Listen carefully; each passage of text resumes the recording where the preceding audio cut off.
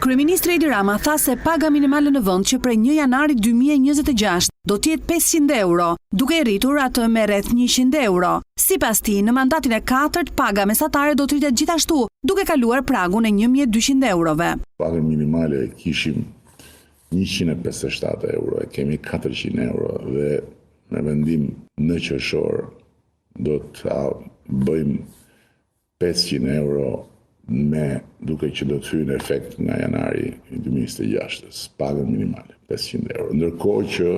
Ndërkohë që shumica e kompanive, shumica e bizneseve e kanë shumë më të lartë pagën minimale sot. Që prej 27 marsit është bllokuar qasja në TikTok në territorin shqiptar. Ndaj kryeministri Edi Rama ka një këshill për prindrit që të mos lejojnë fëmijët e tyre të përdorin rrugë të tjera me ekspozim të drejtë për drejtë ndaj hakerave.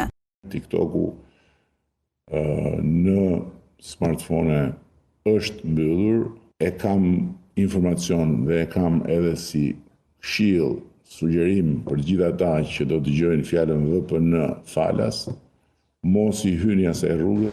Kryeministri duke u përgjigjur interesit të qytetarëve, u ndal gjithashtu edhe tek reforma në drejtësi, të cilën e cilësoi si një ndër reformat më të vështira, por më të rëndësishme. Është pikërisht betejë për drejtësinë.